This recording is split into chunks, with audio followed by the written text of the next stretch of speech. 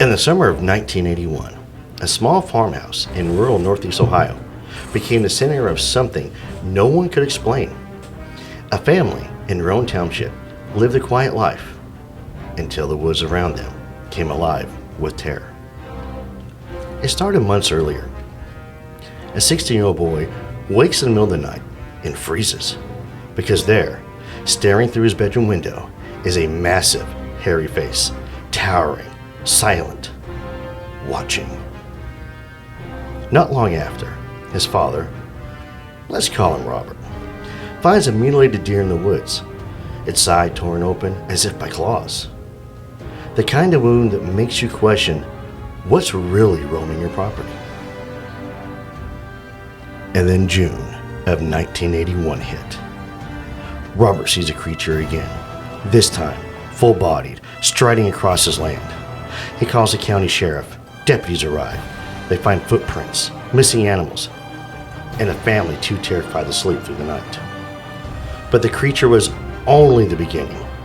Soon the farmhouse was surrounded by shadow figures moving just outside the windows and strange lights hovering silently in the Ohio sky. The family grabbed their rifles. They fired into the dark. They swore they hit something. They heard screams, but no body was ever found. What began as a possible Sasquatch sighting turned into something far stranger. A siege that blended Bigfoot, UFOs, and shadow people into one long night of terror.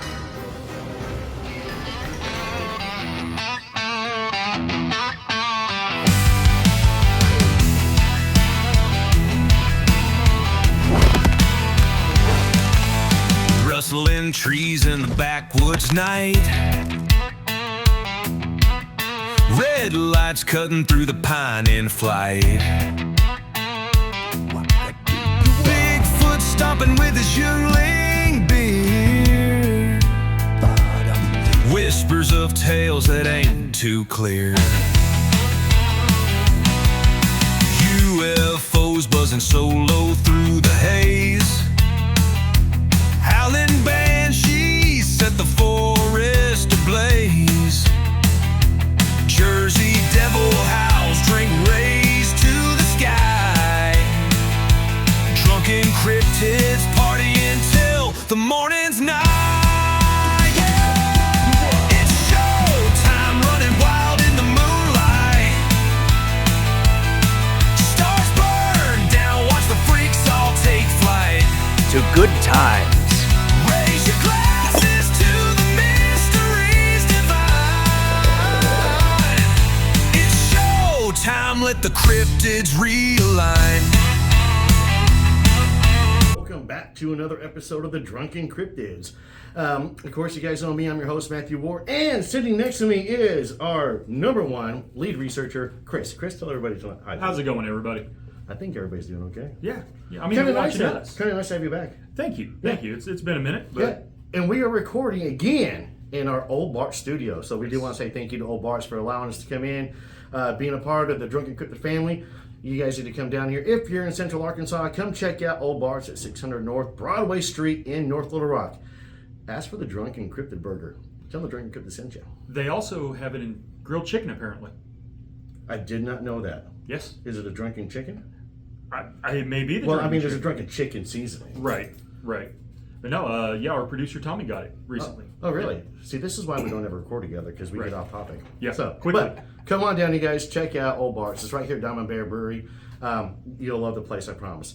So, anyways, but we do got to give a shout out to Blade Media. Thank you, Dylan, for the hard work you've done for the website. That's Blade Media, BLAYED Media. I always want to go .com. Remember the .com commercials. So I promise you guys we'll be doing more videos. And we will be doing more and more videos. We'll do interview style as well besides what we're doing tonight. Right. So, but again, too, though, let's get some of the front of the house stuff out of the way. Sure. I do want to say thank you for coming on and doing the research. Absolutely. And stuff. I'll give a little background about it here in a second. On tonight's topic, which is going to be amazing. But of course, we got to shout out the rest of the team, everybody in the background who does what they do. Would not be where we are today, guys, if it wasn't for y'all. And of course, the fans. Thank you guys very much for listening, liking, and subscribing. We appreciate it. We now have a Buy Me a Coffee. I love coffee. I love coffee. I know the show's called Drunkencryptids. We can't say buy me a beer, so buy me a coffee. If you want to help support the show, check out Buy Me a Coffee. Either do a monthly recurrence thing or just a one-time, whatever works for you. And if you don't want to, that's fine too. Either way. But if you want to say thanks to the show, that's the one way of showing thanks for the show. The best way is actually giving us your time. And I want to thank you for giving me your time for listening to the show. So thank you for that one. We also have a Patreon set up as well. So if anything works for you on Patreon, check it out. Because on Patreon, I believe it's our third level of Patreon, is when you do get a chance to go on some of our investigations. Awesome. Yeah, get an opportunity to do that. And you get first pick of new merchandise. Speaking of new merchandise, love the cups. Thank you over there, JD, for Chum the Spirits, for making the cups. We appreciate it. Wonderful job. Does a great job. Chum the Spirits is a great show. They give us lots of shout outs. So, of course, y'all check out Chum the Spirits. Check out Miss Monsters and Moles. Check out Nevermore Hollows. I could go on and on and on. There's so many awesome podcasts out there. I was just interviewed on the Cryptid podcast the other night. Awesome. Yeah, Daniel, great guy. He's coming on the show here in the future. He's Love had it. some really, really interesting encounters, so I can't wait to jump into that one. Yep. So, and of course, we got another guy. I just heard him. He'll be coming on the show here shortly too. You and me were talking about him earlier. Yeah. About structures. Yeah. And it's something that we're kind of familiar with a little bit. We are very familiar with structures. By accident. Yes. Well, we should look at Jacob and say by accident. Yeah. So, but also joining me in studio tonight, though, of course, we do have Tommy with us, and we've got Jacob with us. So they're making sure the camera works okay and sound's coming in great. Like I said, you guys, new things are happening. But tonight's topic, Yes. you guys already know, the night siege. So let's talk about the night siege just for a second. Okay, so we know. All right, so how we got started down this rabbit hole was James reached out to me on Facebook, and he said, have you ever, what do you know about the night siege? And I was like, well, I know enough to kind of BS my way around the water cooler, but, I know that the family was, what went on with them, what happened, a little bit. And he goes, well, I've done extensive research into it. And I was like, well, would you like to come on the show? And he said, yes. So, again, he comes on the show. We recorded an episode. So he's already recorded before we record this one. So this is all out of sequence on recording-wise. But for podcast time travel, it works. And he came on, and I asked him right off the bat, I said, James, what got you inspired to want to research these things? Right. And he said that he had a strange UFO potential abduction when he was a kid. And I went, and I almost stopped recording right there for the night siege and went, James, we got to talk about this. Yeah, absolutely. So last night, James came on and he talked. And I will tell you right now, this episode, his episode's already aired. So you guys have already heard James's UFO encounter. And, so yeah, decided we're going to do a series. And this will be part one of the series, and it'll come in as part two, and there may be a part three with a special guest. Awesome. So I'm still trying to get a hold of the special guest. I'm on a limited time to get a hold of him, but that's just how it is. So, but yeah, oh gosh, you know what? We have the Arkansas Paranormal Expo coming up. We will have these for sale at the Arkansas Paranormal Expo. By the way, if you come to the Arkansas Paranormal Expo and you are wearing one of our shirts, you're going to get a free sticker. Show up to the table, you're going to get a free sticker. I'll give you a free sticker. I'm going to be there. Chris is going to be there. Jacob's going to be there. Tommy better be there. I'm going to throw stuff at him right now. So he better be shaking his head yes off camera. I don't know if you can hear him coughing and trying not to laugh. Also, my kids will be there. My beautiful wife, unfortunately, has duty that weekend. But at the night of the expo, which is October 25th and 26th. Yep. The night of the 25th, Bart down here at Old Bart has put up that if you show that you were at the expo, he will give you a discount. So there will be a little after party down here. We won't have anything for sale. All of our stuff is going to be set up at the expo. But we're going to be down here for a little bit afterward. I am going to have the little one, so it won't be that long. But when you're done with the expo, you guys, come down here, the Old Bars, show them that you were here, that you were there, get a discount. And going to be speaking at the Ohio Bigfoot Jamboree 2 on October 4th in Ada, Ohio. Go to Cryptids of the Corn podcast. The tickets are for sale. If you're going to be in the area, boom, come on in. I'm one of the speakers in the family tent. It's an honor and privilege. So, boom. Okay, let's get to the night siege. All right, night siege. Night siege. Okay, so let's see here. Do you want me to start it off? Or you want to start it off? I can start it off. Yeah. You know what? I'll let you start off. Okay. You run all the way down to by May. Sure. Absolutely. So like, I get to do the cool part. Yeah. Oh, exactly. I didn't even. Oh, Yeah. So you got cooler notes than I do. No, it's the same notes. I just. Yeah, you started marking yours though. No. Well, I mean, I did kind of write them. I started to like the odd couple. So, I'm going to start off with saying that I had never heard of the Night Siege Really? before you brought it up. Yep. I don't know how. I had never heard of this thing, this event. And of course, whenever you brought it up, said that you had the guy coming on to talk about it, I dove into it. Hang on a second. So before we go any further, Jacob, had you heard of the Night Siege? So Jacob's a no on that one. Tommy, have you heard of the Night Siege before this? So I have one yes for Tommy. Just a little bit of it. You have a microphone. Hang on. We'll let Tommy unmute and he can come talk. Jacob can come over and talk too if he wants to. Y'all Just haven't a heard little. Jacob's voice in a while. I didn't dive into it, but I did hear a little bit of the story. Did you? All right. He's muting himself again. That's good. So when you brought it up, of course, I did what I do. I dove into it hard. And I think that's part of what this series is going to be, is we're going to give it the justice that it deserves. We're gonna put it out there to the people so they understand what it was, just like we did with the LBL. I was just about to mention that because I got a lot of good feedback from a lot of fans, and we have some great listeners and great fans, and they're smart. I mean, we have some really intelligent listeners out there, and they were thoroughly impressed with how we handled the LBL. We can't mention the name because we already know so far we've having issues with the name. We mention the name and everything shuts down. Yes. So, yes. But yeah, lots of compliments on that one, which was great. And the person, who cannot be named at the moment, super nice guy. Yes, great guy. But I thought we would, so same thing. I figured we would do, we kind of run it similar pattern what we had done. Yeah. So, and we want to give people credit where it's due. Absolutely. So, yeah. All right. So fire away. Summer of 1981. In like Meg That's said, not how your note starts. I know that's not how my note starts. So the Night Siege is one of those events that should carry a lot more importance in the cryptid, alien, paranormal communities than it does, honestly. For some reason, this event is treated as almost a minor footnote in the annuals of paranormal events. So we're here today to give it the attention that it deserves. So this all started in a small Ohio town called Rome Township. A gentleman named Robert and his family experienced what we're going to call high strangeness. It's definitely strangeness. Yeah. High strangeness is one of those buzzwords that I've heard used quite a bit when discussing this. Right. Okay. So, like I said, Rome Township is in Ohio. It's in the rural corner of Ashtabula County. Yeah, I'm glad you can pronounce that because I've tried like 3 times. Yeah. So for some reason, I think I'm like Justin at Cryptids of the Corn and get a little, I'm like Ashtabula, what? Yeah. So, in case y'all don't know, it's Ashtabula County. Yep. Tommy's gonna put it up on the screen for the YouTubers out there. So, Rome Township is located in the northeast corner of the state. For years, Robert and his family's life was simple, steady. They were farmers, just going about their day-to-day farm life. Minding their own business. They were actually musicians. The family, the Robert and all of his sons were musicians.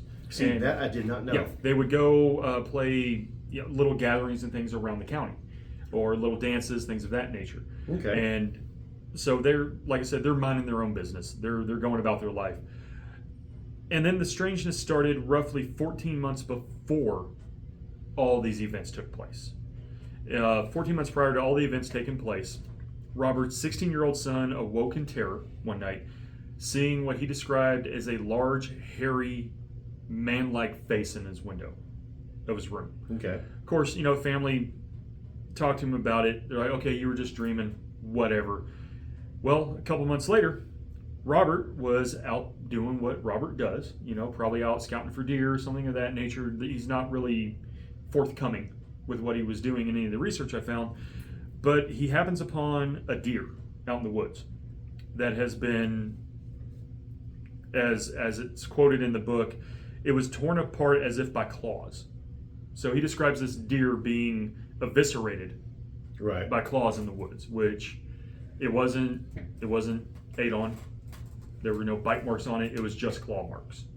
So he's starting to believe his son a little bit at this point. He's thinking, okay, maybe there's something to it.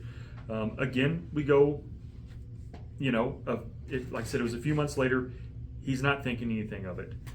Then another event happens in the woods, and that's where I'll let you take it over. Okay, I'll take it over from there. But so real quick though, so the book you're talking about is, and we got the copy of it right here. It's The Night Siege, written by Dennis Pilichis. Okay, and Dennis unfortunately has passed away.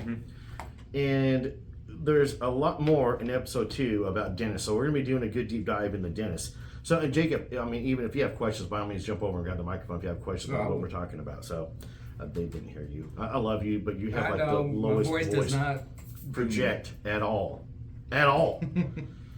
Jacob's like across the room. I'm like that. I'm like that by the mic. Yeah, he is. We have Jacob beat the mic. All right, sorry, but I wanted to cover the, that part right there. Yep. So I'm curious, and I know there's something else. So let's see here. I'm scrolling through here because there's one thing also that you haven't brought up yet. Bingo. Okay, so there was another incident that I don't think you know about. Okay, so at the same time, before we get into the next portion, which brings in a group of people, what really locked it in for Robert though was he was sitting there watching TV. Yeah. Okay. Yep. He's watching television. His dog is going nuts outside. Going nuts. Now we've all had dogs. You're out in the country, dog's going nuts for no reason at all. There's something on your property. Yes. He's seeing it's going to be a raccoon, possum, armadillo, coyote. In Jacob's case, coyote. It could be anything. So he goes outside and sees his dog. Now we're not talking like a little schnauzer. We're talking like a farm dog. Large farm dog, trying to dig a hole under the lawnmower. And we're talking a push mower. This 1981, so he doesn't have it. The turn ones, digging a hole under the mower to get away from. And he's like, "What?" And he happens to look. He had a flashlight, and he brings the flashlight up, and on his land, his property. When you kill a deer, you gotta hang it. You gotta hang it. So he had built himself a hanging station, and standing at the hanging station was this giant, hairy creature, and it caught him off guard. So to the point where he backs into the house, grabs the shotgun. Yep. You're in the country. It's 1981. Everybody's got shotguns by the door, right? Goes outside, and by this time it's running off. He does not take a shot, and that's what really locked in. His son saw something. There's something going on the property. Right. Yep. All right. So by May of 1981, Robert had arranged with members of the Amish community to clear cut some trees on the property. Now that's the funny part, because a lot of people don't know who it was. Right. So, because the Amish story, which is fascinating. Yes. All right, because it wasn't Robert that ran into him. Nope. It was somebody else. Yep. All right. So months later, so a group of men arrived with tools, horses, and nearly 600 pounds of horse feed. Okay, you got to feed the horses. Horses eat a lot. Yeah. Right. A lot of people don't realize that. So like when you use horses, you got to feed them. People think they just walk on, eat grass. Oh, they got to eat more than that. Right. All right. So the next day, they returned to find the feed completely shredded, torn open by enormous claw marks, far larger than any known animal in the Ohio woods. Undeterred, the men simply hauled out more feed and continued their work. One day, while Robert was working on the farm, he heard gunfire echoing from the woods where the Amish were clearing trees. That evening, he asked what was happening. The men casually replied, "Just shooting snakes." Okay? Now, first off, it's a lot of snakes. That is a lot of snakes. That's a lot of snakes. Okay? But the scene grew stranger. Robert noticed one of the horses being led out had a large gaping wound on its side. Still, the Amish continued their work. Until one day, they abandoned the site entirely, leaving all their tools and equipment behind, not returning for over a month. Right. Now, the Amish are known for their work ethic. Yes. Okay? So, we all know, we've all seen the memes, we've all seen the videos. They put up a barn in a day. Right? So, Craftsmanship is awesome. for them to go ahead and just go, "Nope, we're done," and abandon, something's up. Yeah. And I don't think it's snakes. No, for them to nope it out of there, it had to have been major. No, I agree. Yeah. The following month, Robert resumed work on the property. That winter, he had a gas well dug. You know the gas wells come into play in this thing Yes. a lot, Yes. not just on his property. No. Okay. Yeah, there's so much to the night siege, you guys. You don't realize it. I mean, it's fascinating. All right, so they're having a gas well dug, and by June it was time to install the gas pipe through the woods. Hired to help, a bulldozer operator soon uncovered something chilling. This is where we differ at. Yes. On our opinions on what this Yes. is, which is why I have the show. Right. Yeah. A 40-foot wide barren patch, lifeless and unnatural, with 4 deep, perfectly round holes, each roughly the size of a 50-gallon drum, scattered across the clearing. Okay, so here's the scene. They're putting down, they're clearing out, they're putting in gas pipes. All right? So there's gas pipes being run through the county. Yep. The guy, the operator for the company's out there, and he nonchalantly comes across this area. Okay? Again, let's go through it, right? A 40-foot wide barren patch. Okay? Lifeless and unnatural, with 4 deep, perfectly round holes, each roughly the size of a 50-gallon drum. Those are pretty big holes. They're big holes. Which ties into one of my theories. Aha! There you go. Hold on. All right, so before we get into June. Yeah. So when the operator was confronted, well, what did you do? And his answer was this: I was paid to clear out, to get ready to lay the pipe down. So what did he do? Bulldozed it. Yep. Bulldozed it, which ties into my theory some more. Yeah. When Robert See, I'll asked have you convinced by the end of this. So I didn't include this in the notes. When Robert asked him, well, what did you do when you found it? His reply was actually, I get paid to go through things, not around them. Yep. See, Iceland. Yeah. In Iceland, they would have gone around it. I'm just saying. All right. Then came June 1981. One evening, Robert spotted a massive bipedal hairy creature on his land. Shaken, he reported the encounter to the county sheriff's office. I'm not saying the county's name. Ashtabula. Thank you. Every time he says that, I want you to pop it up on the screen. This is where the highest strangeness really begins. The family's quiet farm would become the center of a terrifying saga. One that blended Bigfoot sightings, UFOs, and shadow creatures, and a changeling lurking in the night. Yeah, there's a changeling in this story. Yep. So Jacob's over here going, what? I started to feel like Jacob's. Who's a quiet person in the group? You know what I'm talking about? There's that one guy that's always sitting there, just kind of quiet. Yeah. That is definitely our Jacob. Yeah, I know, but Definitely you know, our I mean, gosh, I'm trying to think. There's some kind of show or something that, and I hate to take away from the story for a minute, but Right. it's just nice to have all y'all in here together. Yeah. Because we always do these things like separate, and I'm by myself normally, so it's kind of nice to have company. Raw and unfiltered. Welcome to the Drunken Cryptids. All right. So on June 15th, Robert began noticing animals disappearing from his farm. 4 ducks and a chicken vanished into the woods, only to be found later mutilated, their heads torn off, stomachs ripped open with a single precise bite. Robert quickly buried the remains, but he made an odd discovery. Near the house, Robert discovered a large pile of sawdust that looked like something or someone had been digging into the pile. Goes right back to what my original theory is. Yep. So here we are, June 15th. Now the guy's finding dead animals, missing animals that are covered on his property. And 1981. This is your lifestyle. I mean, if you look on the map of where this place is at, which we have, Yes. it's Yes. rural still to this Yeah. day. It is rural. Reminds me a lot of our first investigation site. Yeah, I mean, it's out there. To where, if you want groceries, you're gonna have to go a 30. long way for groceries. About an hour away. I don't know if it's about an hour away, but remember, like the high speed limit back then was like 50, I think. Yeah. 55. If that. 55 was on the interstates. Yeah, I can't drive 55. That's what Sammy Hagar says. That's right. I love Sammy. I'm a fan of Sammy Hagar. Van Hagar. That's it, Van Hagar. I was trying to do a blank. I did. It's like Anubis. I can never say Anubis.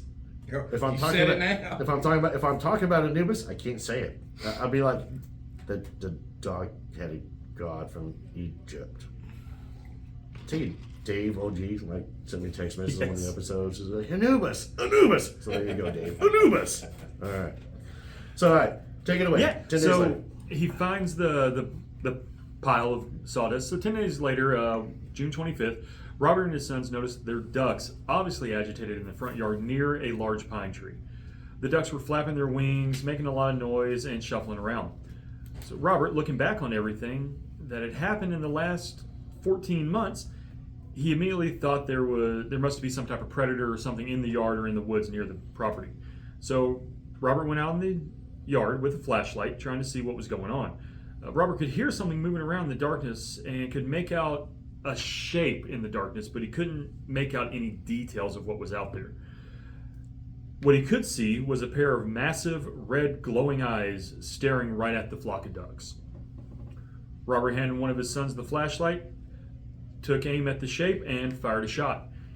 Robert knew he hit the creature by the shriek that the creature let out. Robert and his sons saw the creature take off across the field at an incredible speed on 2 legs. Even though it was dark, Robert and his sons could tell that the creature was at least 7 feet tall. Robert and the boys stayed up all night that night in case the creature came back for the ducks or other livestock. So understandably, Robert was having a hard time sleeping at this point. The next night following the duck incident, around 2 a.m., he decided to go watch some TV in the living room. All right, jumped. Man, I jumped the shark on that part. You did. You Fonzied it a little bit. I did. But now, so it's 1981. There's not a lot on TV at 2 a.m. in 1981 No. at all.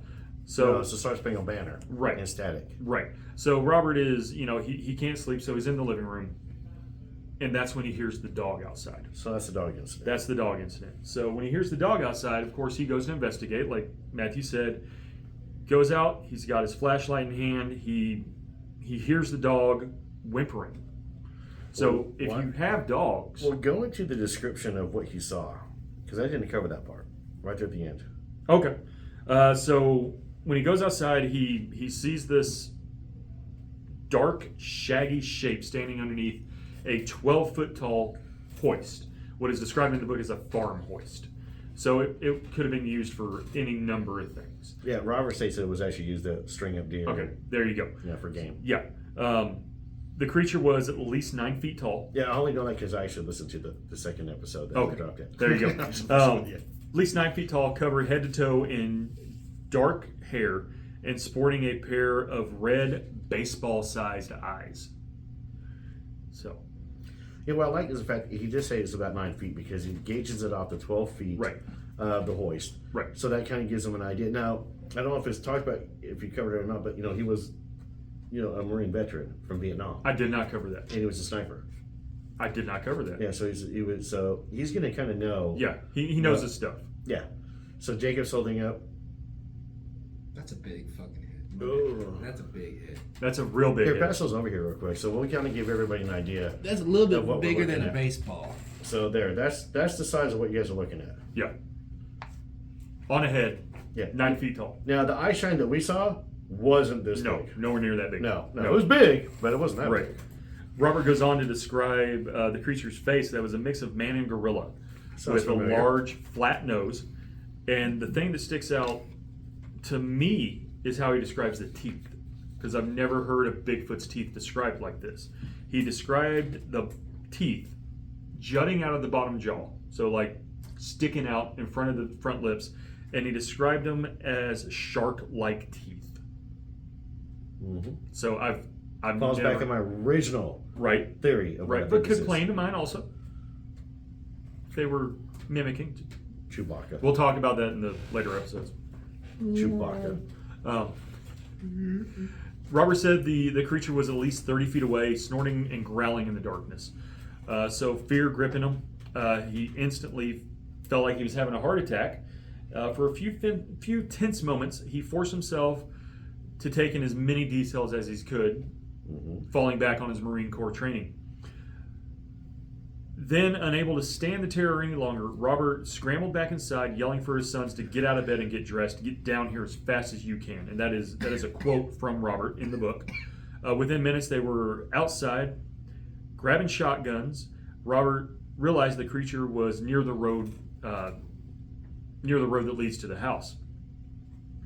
So Robert and his boys snuck out the front door. They all piled into the pickup truck, and they went around back, trying to find this creature.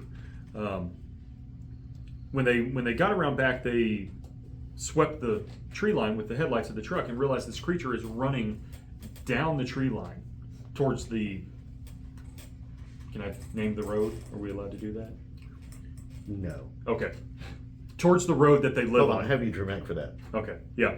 And so they take off after him. And they're chasing him down the road, and the creature disappears on them. They can't find him. The road will be named in part 2. Okay. They come across, this is not in my notes, they come across one of their neighbors sitting in their driveway. Now, mind you, this is 2:30 in the morning. They asked the neighbor if the neighbor saw anything. The neighbor says, no, I didn't see a thing. So Robert and his boys turn the truck around. They start heading back to the house. The truck dies on them, middle of the road. And from what Robert said, this truck was perfectly functional. Never sputtered, never stalled, nothing of that nature. So I'm going to pause there. It's 1981. This truck is more than likely carbureted, is going to be my guess. Cold start in July. It very easily could have vapor locked, and that's why it didn't start. And was it diesel? Right. The problem is, he says that he cranked it and cranked it and cranked it and cranked it, and it wouldn't crank. It was like the battery was dead. So that kills my vapor lock theory on the carburetor. So while they're sitting in the middle of the road, another neighbor comes along, and he starts talking to his other neighbor. And the other neighbor's like, "Why are y'all in the middle of the road?" So first off, what strikes me as odd about this, it's 2 o'clock in the morning in rural Ohio. Nobody should be on the road. No. Now we've run the 2 neighbors. 2 neighbors. Yep. On the road. Yep. Go ahead. And this is where it gets good. So Robert's talking to the other neighbor, and the neighbor asks him, "Well, what are you doing?" And so Robert tells him that, hey, we saw this thing running through the woods, or running on the property, described it to him. And the neighbor goes, "Yeah, that doesn't surprise me. My boys refuse to camp in the backyard now because they swear they saw a bear in the tree line, standing on 2 legs." So now he's got at least one other neighbor that's seen this also. Mm-hmm. Robert climbed back in the truck, hit it one time, and it fired right over. So the truck goes from being dead in the water, talking to this guy, neighbor drives off, he tries it, and it fires right over. Plays into both of our theories on what's going on. Still does. Yep. So after they get back to the house, Robert and the boys stay up all night waiting for this thing to return. It doesn't return that night. Yeah, that night. That night. It does come back, though. It does come back. Numerous times. Yes. Numerous times. Yep. All right, so after the event of the past 2 nights, Robert and his family were afraid to leave the house. The family canceled their plans, and they were right to be afraid. The creature returned, and this time it was not alone. The entire family was watching the tree line for any movement. As the night went on, the family saw dark shapes moving in the tree line. Robert and the boys had enough at this point, so they grabbed their shotguns and went outside to handle this threat. One of the boys climbed up on the tractor, and the group headed off to the tree line. Robert, so the gang's all there. Yep. And they all have flashlights aimed at the tree line, but the light were not needed because whatever lurked in the trees carried its own light. Yep. It was hard to make out the details. Still, everyone agreed that one of the creatures seemed to be waving a dim blue light back and forth. So they kind of had this blue Glow. or a glow about them. So, well, not like a bright blue, but like a really dim kind of blue, where they were able to see each other, which plays into my theory. Yes. Okay. So, let me see here. The moment a family member raised his gun to take aim, the light vanished. Then, from deeper in the tree line, multiple pairs of red eyes flared to life, staring back at them. So, plays into my theory.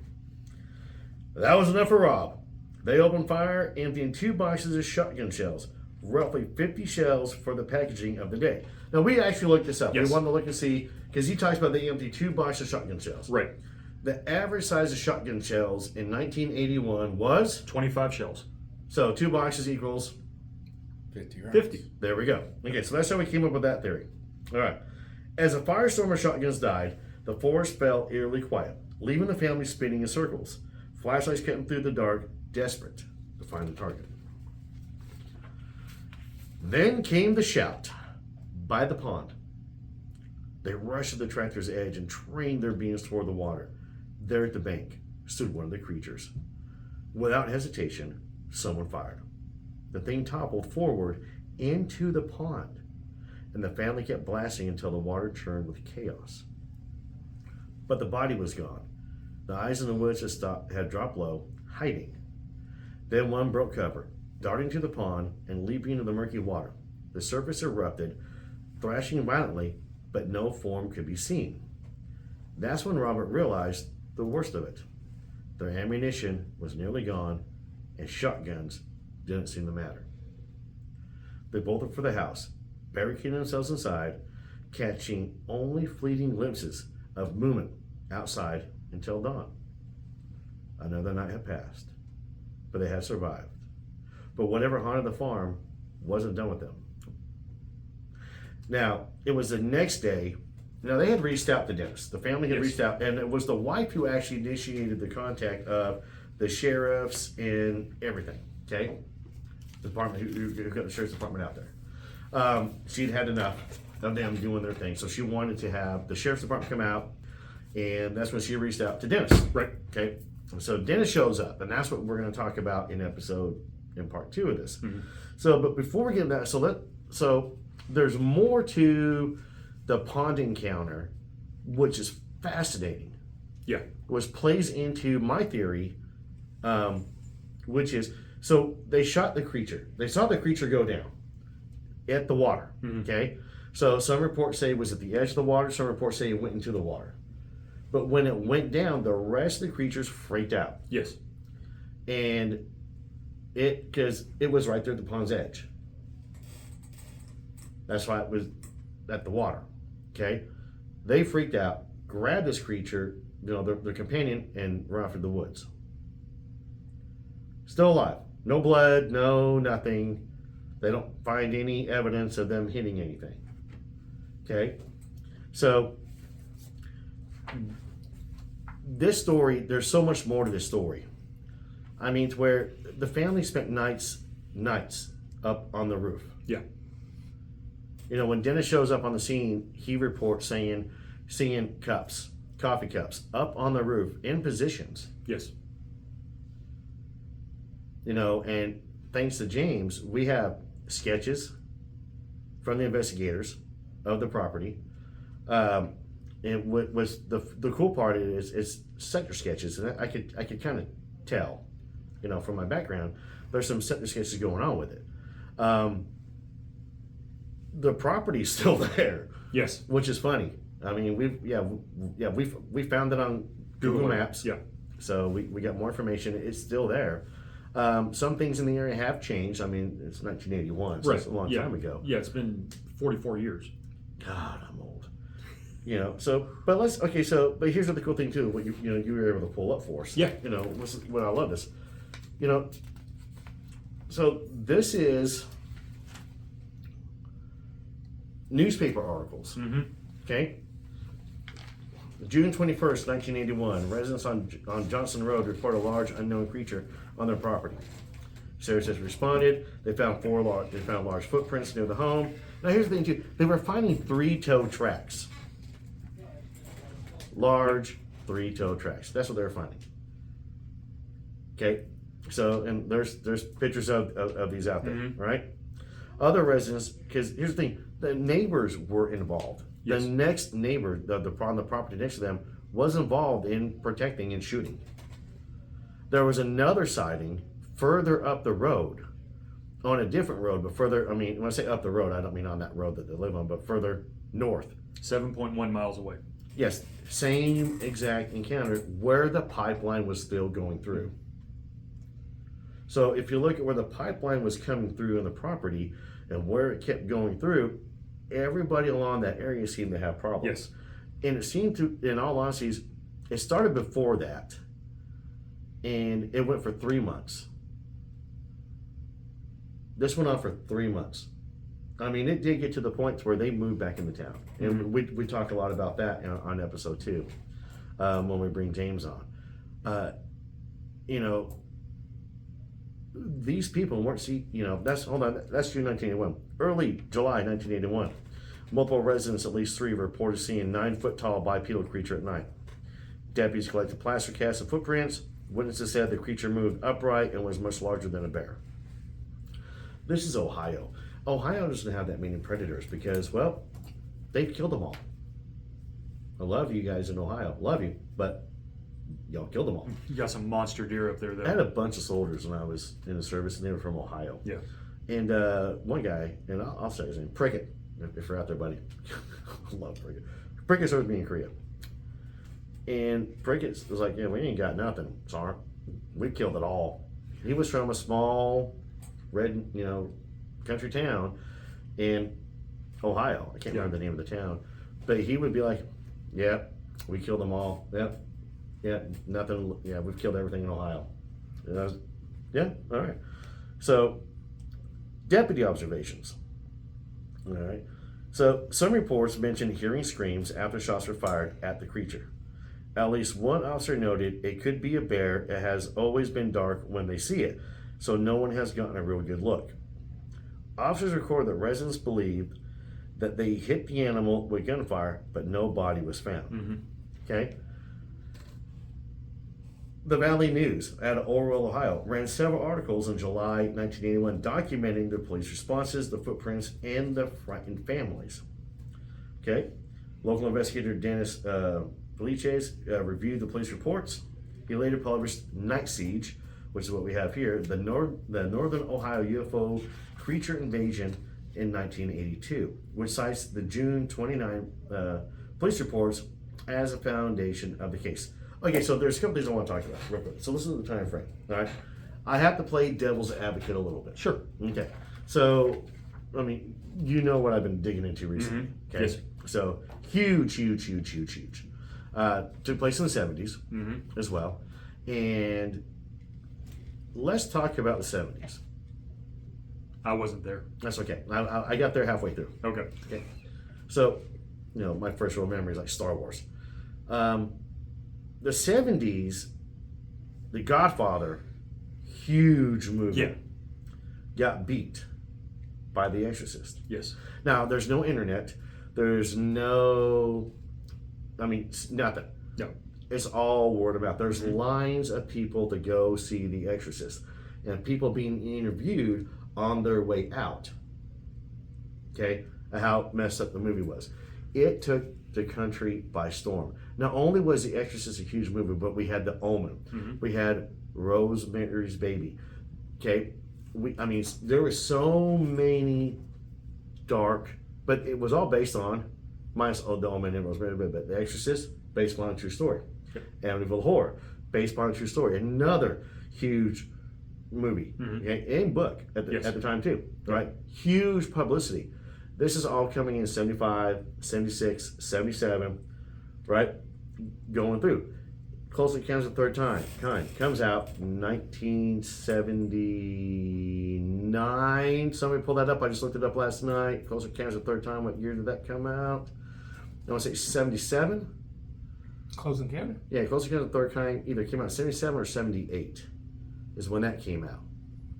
So big movies, they're going to give me the information here in a minute. So these big movies are coming out. 77. 77, I was right. Ta-da. So huge. Yes. People are cashing in. Satanic panic is in full effect. Everybody thinks that, Satanists are around every corner. They are.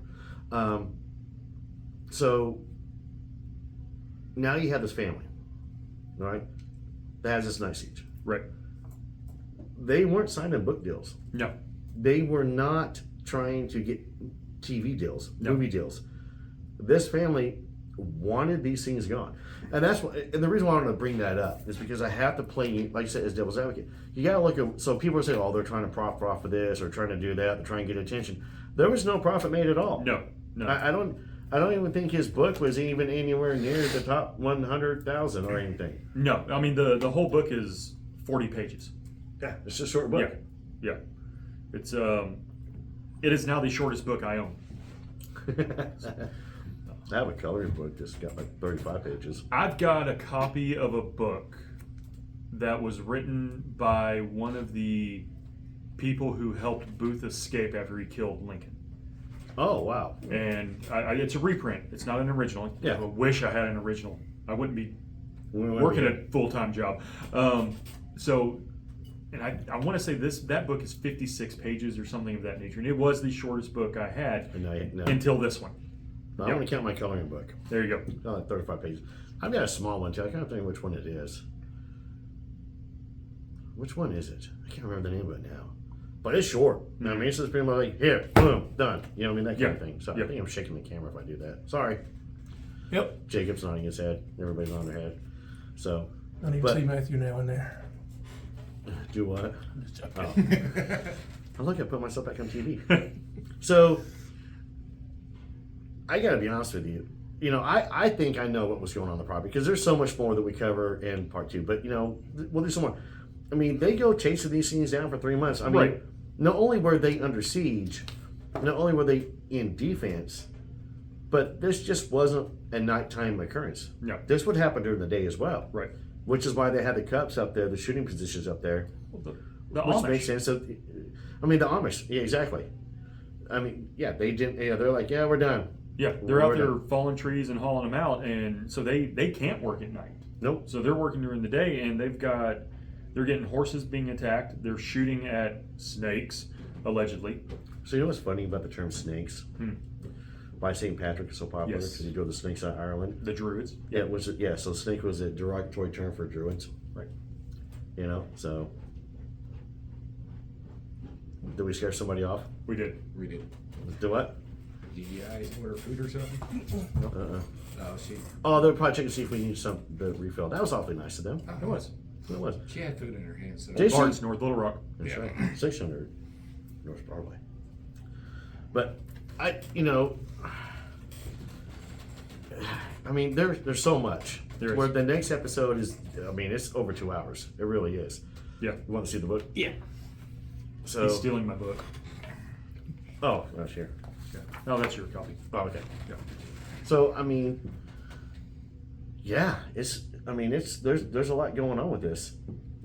There is. I mean, It's a lot to unpack. there It is, really is. and just, I mean, and we can go further, but we can't go too much further because then we have the investigators there. Right. You know, the family calls in Dennis, who actually calls in friends of his to come in as well. And, you know, you gotta stay tuned for part 2 because Yes. part 2's got some really great bombs that drop. And, I mean, it's where, yeah, we go into detail of the road. We know where the road's at, what we get into, what happens. I mean, there is a ton that goes on with it. I mean, yeah. But I do believe him. Oh, absolutely. I do believe him. Yeah. Yeah. It's Are like you you looking at said. the pictures right now? Yeah, I've been looking at the footprint for like over 10 minutes now. Are you muted? Should be. I just unmuted myself. Okay. Yeah. But no, I've been staring at the footprints for like 10 minutes now. Just All right, Yeah, well, Tommy, memorized. so far what we've covered. Now, you've already listened to part 2. yeah. Okay, so without giving anything away on part 2, what's your thoughts? With Get description. closer to the microphone, yeah. Oh. There you go. Well, with the description, I mean, at first I was thinking, Yeah, let's talk about the shark teeth. yeah. Yeah, that's weird. And now again, this was happening during the day too, correct? Yes. Okay, so no, he saw the shark teeth thing at night. At night. Yeah. He had a flashlight on. Yeah. Okay, but still You're next. 3-toe footprints. Mhm. Right. Huge 3-toed footprints. Okay, so when I hear Yeah, 3-toe 14 footprints, inches is what I saw. so when I hear 3-toe footprints, my first thought goes reptilian. Right, that's what I went through. I'm not gonna lie. Okay, so because all right, so we do Fausch, right? Penguin. Okay, giant penguins. There's a Man, in the episode we got the problem solved. It was penguins, y'all.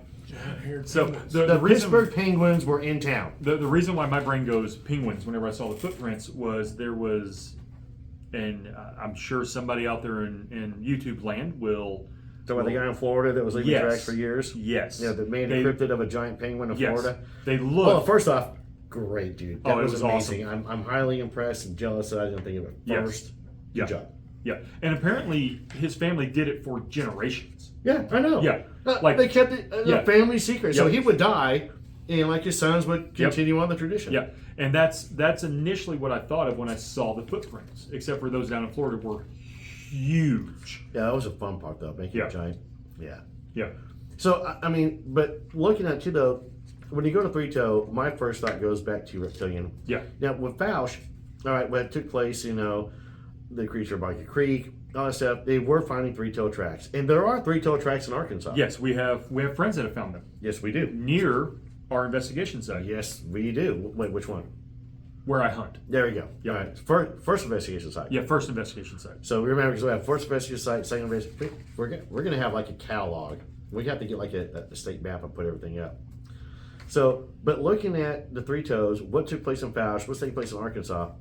So, and I hate to play the cliche, but it sounds like a birth deformity, Mm-hmm. okay, or some kind of, which can happen due to inbred. Yes.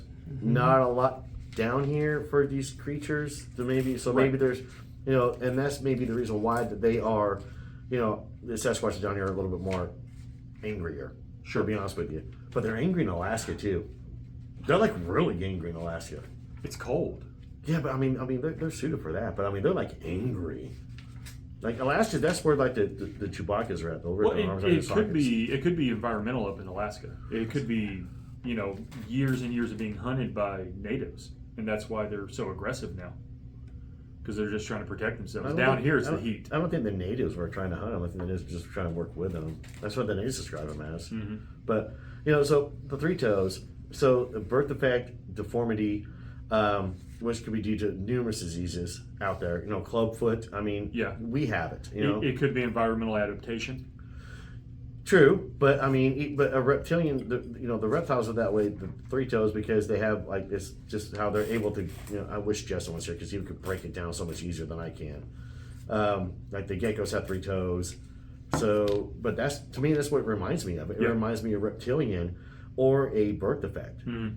So I think that's what So with the three toes up there, it's almost like it's trying to make a copy of something that doesn't supposed to exist.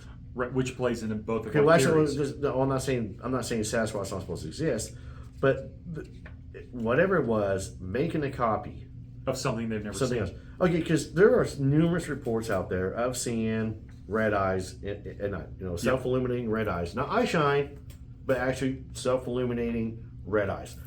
My favorite one that freaks me out is they were following these Yeah. red eyes, and something told them to stop. For some reason, they were like, okay, and they were watching this thing, and they realized if they kept following it, they were going to fall off a cliff. Mm-hmm. This thing was like over a cliff. Right. You know what I mean? So it was like leading them to their death. Yep. Right? Bigfoot doesn't levitate. No. You know what I mean? No. So there's something more going on to it with that. To where I do think with a lot of the red eyes that we see out there, because self-illuminated red eyes, glowing red eyes, however you want to look at it or however you want to describe it, that's evil. Well, let's just absolutely. let's just throw it out there Yeah. for what it is. That's evil. Sure. And I think that whatever was happening, and we dig into a little bit of it in the second episode, with the paranormal aspects of what else is going on this property and what could have started up. I think the bulldozed area is the key. I think that's what fired it up. I think that these things were there before, just kind of hanging out. And then bulldozer comes through, quote unquote, I go through things, not around them, and just destroyed it. And Yeah. boom, we're done. Right. You know what I mean? So, Yeah. Yeah. yeah. Jacob, do you have But any questions? He just gave me the finger. the number one finger. No, actually, just you give it the number one finger. Not the other finger. I have a couple. Okay, come over here to the microphone so they can hear. Scoot. He's coming, folks. I just moved slow. He did not work today because it rained. Speaking of weather, oh my gosh. Dude, it was aside from the rain, it was amazing. It's the end of August, and here we are. Like, I mean, seriously. Like, this morning, I had to put a hoodie on. Dude, walked outside and it's like 60 degrees. Love it. I can't wait for this Fantastic. weekend. I loved it. My coffee's going to be amazing. All right, so my biggest curious question is the shark teeth of the bottom jaw. I mean, all the Bigfoot places that we've been or freaking recorded or people have seen, it's more human gorilla look. I mean, I've seen cases where they see the teeth are exposed, where they have like sharp canines. They do have a couple of sharp unless teeth. they got hit Primate. by something or another one of them got hit and it disfigured the bottom jaw. Not with shark teeth, though. I mean, is what he looked like. But my other thing was, you were saying that he shot one and they carried the body off. They dried the body out. So, and they were saying it was a big bear. Bears don't carry other. No, so that was a deputy. So, I mean, you got, okay, so law enforcement's careers are on the line. Yeah. If a law enforcement officer shows up out there, starts taking a report, and he goes, yep, they got Sasquatch, they've got shapeshifters, they got shadow people, they've got a whole bunch of stuff going on here. We have no idea what it is. It's paranormal, it's cryptid. Yep, the guy has no career anymore. Yeah, I understand that. And then you were saying that he shot it. No blood found and all that. And I was thinking of that. Could it be all the hair that helped coagulate the blood? Okay, so here we go. All right, so I'm gonna shoot you. I'm gonna shoot you a theory real quick that Okay. I'm gonna cover. And I think if you know me, you probably know what I'm gonna say. All right, so I don't think the shot hurt it. No. I don't think the shot hurt it. I think it was the water. What do you mean? Okay, so, exactly. Okay, so all right.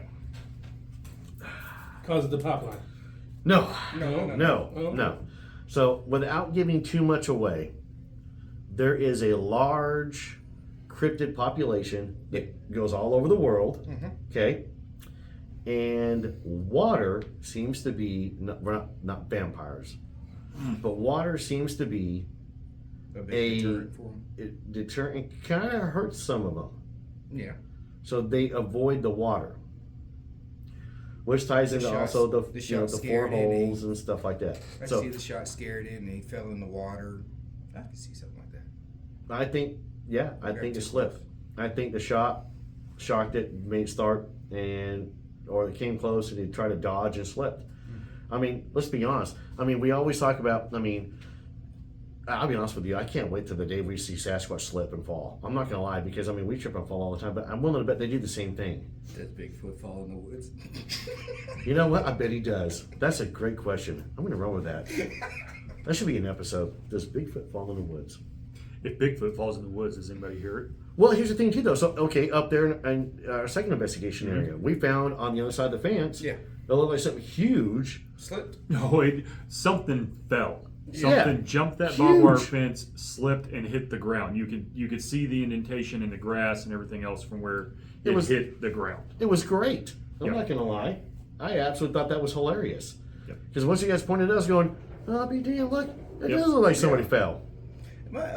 It says up in Ohio. Man, the deputy thought it was a bear, right? Well, they're gonna come out and Or say was it a bear. family? Okay. Even if it was a black bear only stand about 6 foot tall to almost 7 on their back legs. So Yeah, but that falls in with the 7 foot too, though. So they Right. were reporting seeing I mean, so the one he saw was huge. Yeah. He saw over by where, and I can't think of the name of what y'all when we skinned the. What am I? when you Harvest. So his harvesting station for his Yeah. deer. So the harvesting station for the deer. That's when he goes with 9 foot because he was gauging it off of the hoist. Yeah. That's like one of the tallest ones that's described all the way through this encounter with the sharp teeth and everything like that. So it's, because, there's a changeling in this thing. They watch a horse do some weird stuff. Yeah. But not only though was the family affected, the neighbors were affected. As the story goes for the next 3 months, the neighbors are helping out. And they were, what, 7 miles away? No. That was another encounter 7 miles encounter. away. Yeah. Almost. So the encounter that happened 7 miles away was almost identical to what Robert and his family are experiencing. Now, on their remind me, property. was it at the same time or was it afterward? Afterwards. It was afterward. Okay. Now, if you look at an overhead of this area, Straight line. this area rests in the middle of, nowadays, multiple wildlife reserves. Okay. So Negative. Actually, you're right. Thank you for bringing that up. There is a wildlife reserve now that was not there before. no, it was private So- property. Yes. Oh my gosh. Hang on a second. That So. sounds about right. If you can, Well, Matthew is looking for this. Yeah. Oh, And you biggest can go question, from- This all started when he bulldozed through. No, this Oh, it started happened months 14 before? months before, Oh. when Welcome to the Drunkencryptids. 16-year-old son saw the face in the window, in his bedroom window. So if you look at the overhead of the area today, you can go from where this happened I need to look at it. to where the event that happened 7 miles Yep. away happened. You never touch a road. You can get there in the woods the entire way. But it's a reserve now, right? It's a reserve now. It's a Yes. reserve now. Then in 1981, it probably wasn't. Correct. When you talk about the police officers and It's the okay. So it's the Ashcroft Woods Conservation Area. Okay, and it's 379 protected acres. And That's it a came lot out of in either the 90s. It was in the 90s, is when this was 90s or early 2000s of when this whole entire area was formed, and it's right by the property. Yeah, it's so where across the the street. property's at, it's almost like it's diagonal from the catty property. corner. Yeah. So it happened over here on the property, but now you got this preserved. And look at the pictures online, because you hear the story, you're thinking Ohio. You're not thinking, it's heavily wooded areas, a lot of water, a lot of marsh. They've got trails going through there. They brag about coming out and blah, blah, and doing everything. So, but they built this, preserve right, again, thank you, Uncle Sam, where there's, to where it almost has LBL feel to it. So that's one thing I was gonna. If we wanted to play conspiracy theory, Oh, we're here. Let's do it. How long have we been doing this? About an hour. Going on an hour. Yeah. Okay. okay. Yeah, you still got What time. is one thing that our LBL event and this event has in common? The years. Amish Close. in Ohio. Well, Amish in Ohio. True. Amish. Well, Ohio. Okay, I've been saying this for since I've been getting more and more into this. Ohio seems to be like the hot spot of hot spots. Mm-hmm. I can't wait to go to Ohio. Chelina is not. Not real excited to go. I'm excited because I want to go find creepy, weird stuff and everything else because it's Ohio, and I've never been there. So, well, I have been. I've been to Cleveland twice. But it's Cleveland. Rock and Roll Hall of Fame. Yeah, Yeah. Rock and Roll Hall of Fame. So, Sorry, Cleveland. there seems to be, Ohio is like the crossroads for a lot of these Yeah. things. The Amish, and I'll be honest with you, I think the Amish are more involved, not like they're listening to us. I think the Amish are more involved with a lot of the supernatural paranormal stuff. We were finding that out during, we were looking at our LBL episodes. Yes. They have some really interesting cult practices where a lot of former Amish people who've actually left the Amish community and came out here, talk about some really weird rituals and traditions. Oh, some of the And even this part 2 of our LBL, part of the reason what happened, they left, and wondering a coincidence of what took place with them. But here, the Amish weren't the first ones. no. They're not the first ones in this story. We don't know what they were experiencing on their property. I don't think they were experiencing anything on their property. I think when they got there and they started going to work, I think that what's there was curious. Because they were fallen trees. Yeah, they're clearing out timber. Yeah. This is my neighborhood. What are you doing? Yeah. And it scared them. Into where they brought friends. Yes. Yes. And that's where they were shooting snakes. And and that's when they were done. And the Amish said, "Well, we're done. We're not coming back. Right. That's all on you." So, and they left the feed behind too, by the way. Oh wow. Yeah. Yeah, They they just, left all their they feet just behind. noped it out of there. Yep. Yeah. Yep. So again, they're Amish, so that is fuel. Yes. So that's like leaving, like, hundreds of gallons of, fuel for your vehicle behind. I'm just, so for the audience, I mean, think about that way.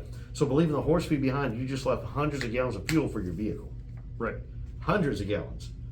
Because that's going to take care of those horses for quite a long time, and they just left them behind the rot. So, yeah, Amish are involved. I mean, but it becomes again, we got it right here. It's a conservation. Crazy. Yeah. 379 protected yards. So that's acres, yards. Cracks me up. So that lends even more to what I was saying earlier, that the area reminds me a lot of our first investigation site. So our first investigation site, I don't think y'all know this, it's 200 acres.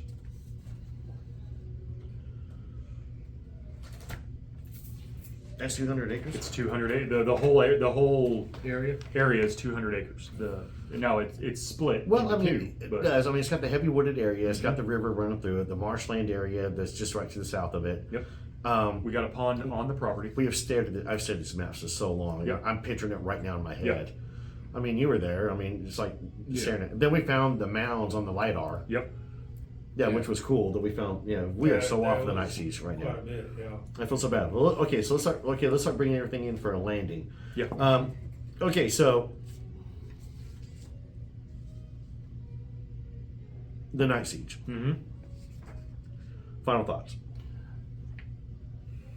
I have a theory on what I think it is. I don't want to voice that until we do episode 3 of this and wrap everything up. I see where you come from on yours, but I don't think it was Bigfoot. I will put it out there. I do not think it was Sasquatch at all. I don't think it was any other known cryptid. Oh, what's a known cryptid? It wasn't any large animal. It's world Cryptid. renowned. I gotta give you a hard time. The shark teeth. The shark teeth just throw me. There's so much. The shark teeth throws everything for. I mean, Yeah. but it's not. I mean, if you take out the shark teeth, the height, the way it looks, the flat nose, the mixture of a primate and a human face, it screams Sasquatch. But then you talk about Jaws out there in the woods.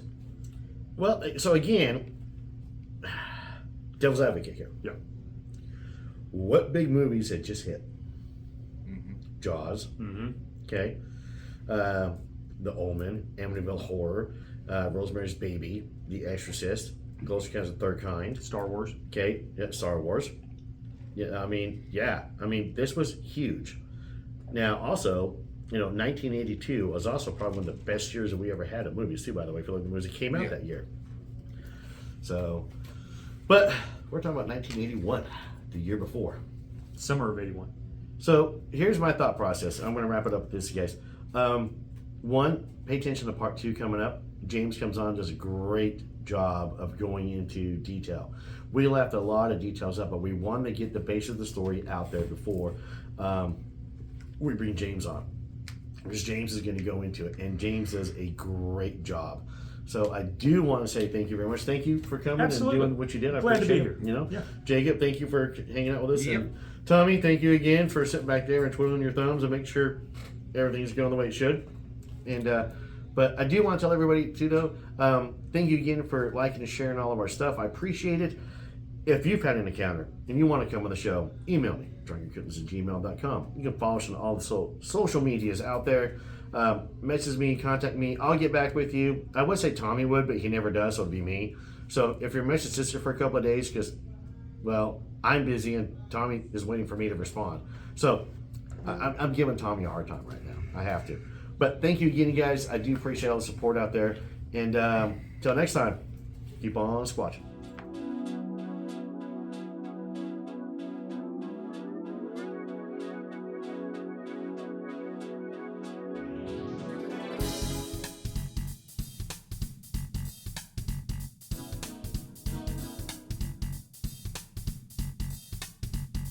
I can do anything that I want.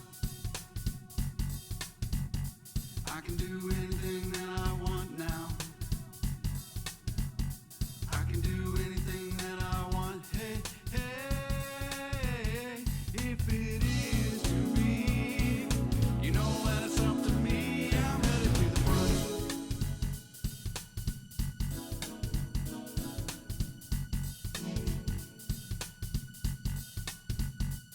can be anything that I want. I can be anything that I want now. I can be anything that I want. Hey, hey, if it is to be, you know that's up to me. I'm headed to the front.